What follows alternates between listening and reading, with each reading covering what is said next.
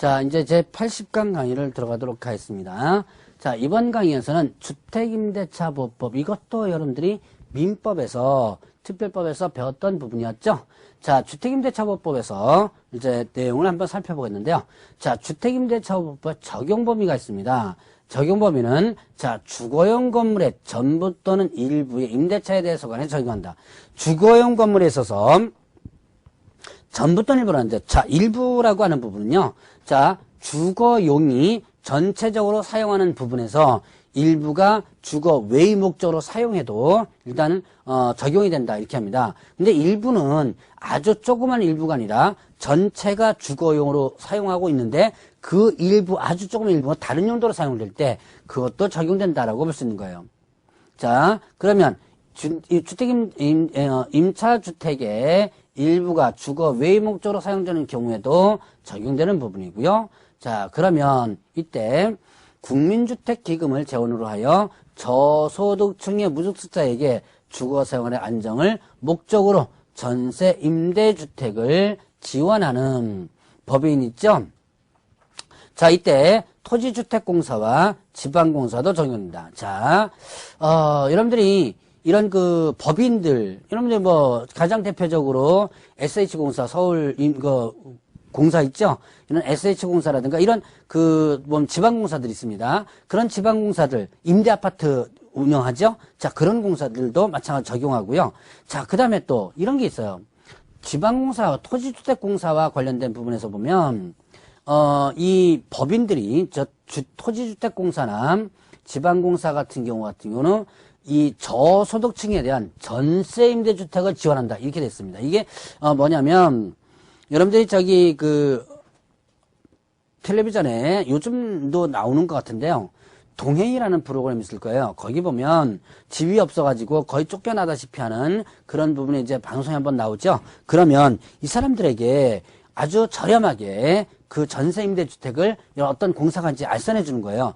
소개시켜 주는데, 근데 이제 이때 이게 소위 말하는 뭐냐면, 자, 적자 임대차 사업이에요. 그러니까 자, 임대인과는 예를 들어서 5천만 원에 정상적으로 임대차를 한 다음에 자, 다시 임차인에게 예를 들어서 500만 원만 받고 임대차를 하는 이런 부분들, 이런 사업을 지금 하고 있거든요. 자, 그래서 이런 토지주택공사나 지방공사, 이것도 일단은 적용된다. 자, 그 다음에 또 중소기업기본법에 따른 중소기업에 해당하는 법인이 소속 직원의 주거용으로 주택을 임차한 후에 그 법인이 선정한 직원이 해당 주택을 인도받고 주민등록을 마쳤을 때 적용된다 아닙니다. 자, 그러면 중소기업기본법에 의한 중소기업이 직원을 뭘 하는 거예요? 기숙사 용도로다가 일단 주택을 임차한 다음에 거기다 직원을 들이는 거예요. 근데 일반적으로 자, 일반 법인이요, 기숙사 용도로 법인이 임대차를 한 다음에 그 다음에 그 직원이 들어가서 임차인으로서 산다면, 자, 이 주택임대차보호법의 목적이 뭐냐? 집 없는 서민들을 위한 거예요. 그런데 회사가 기숙사 용도로 일단은 집을 임대차해가지고 거기서 직원이 살고 있다. 그거는 법인이라고 한다면 어떻게 돼요? 일반 회사는 집 없는 서민이 아니죠. 그렇기 때문에 자, 이거는 적용되지 않았었어요. 그런데 중소기업 같은 경우는 기숙사를 짓지 못하는 거죠. 그래서 주변 지역에 단독주택 같은 걸 해가지고 기숙사 용도로 하고 있는데 주택임대차법이 적용되지 않아서 불편한 부분이 상당히 많았습니다. 그래서 2년 전에 이게 새롭게 들어왔던 내용이에요. 그래서 기본법에 따른 중소기업도 일단은 이 법을 적용한다. 자, 그러면 일단은 대항력이 있는데요. 대항력은 점유와 주민등록을 마친 때. 자, 대항력이라는 뭐예요? 대항할 수 있다. 누구한테 대항할 수 있는 거예요? 제3자에게 대항할 수 있는 거죠. 자, 집이 팔렸습니다. 자, 집이 팔렸으면 새로운 집주인이 나오죠. 새로운 집주인이 어떻게 한 거예요? 야, 내가 이제 새로운 집주인이니까 너 나가라. 라고 할 수 있겠죠? 바로 그때 나는 못 나가겠다라고 정당하게 대항할 수 있는 것이 바로 대항력이라는 거죠. 자, 그러면 이때 대항력은 점유와 주민등록. 자, 인도죠, 인도와 주민등록을 마친 때 다음날 0시부터 이렇게 대항력이 발생하게 됩니다. 이건 인도, 점유와 주민등록은 이건 뭐예요? 하나의 대항 요건입니다. 자, 그러면 대항력 발생 요건인데요. 대항력과 관련된 판례는 상당히 많습니다. 많은데 제가 간단한 건 몇 개만 일단 설명했고 나머지는 여러분들이 민법에서 주로 이런 판례 부분들이 배우니까 민법에서 더 보충을 해보시기 바랍니다. 자, 다가구 주택의 경우에는 집원까지만, 다가구 주택은요 집원까지 전입신고는 해도 되지만 다세대 주택의 경우에는 뭐다? 동호수까지, 집원에다가 동호수까지 이렇게 했어요.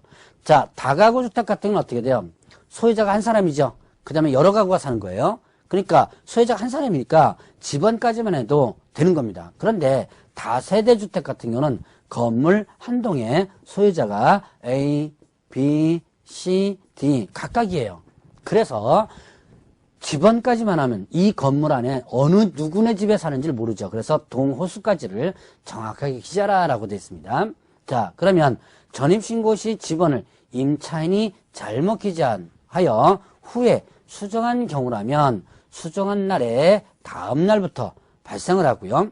자, 그 다음에 주민등록은 그 가족 주민등록으로도 가능하다 이렇게 됐어요. 자, 임차인이 잘못해가지고 했다면 수정했다면 수정한 다음 날부터 대항력 발생하는데, 그런데 담당 공무원이 잘못한 거예요. 담당 공무원이 잘못했을 때는 이때는 바로 대항력이 발생한다. 자, 그 다음에 가족 주민등록까지도 일단은 포함이 되고요. 자, 간단하게 이 정도까지만 한번 구분하고 넘어가고 확정일자를 일단 보죠. 자, 확정일자란 확정일자를 받으면 대항력 이외에 자 후순위 권리자보다 우선해서 변제를 받을 수 있는 우선 변제권을 취득한다 그래요. 확정일자를 받는다. 그럼 나 외 내가 자 확정일자를 이거는 결국은 어떻게 된다? 순위가 어떻게 된다?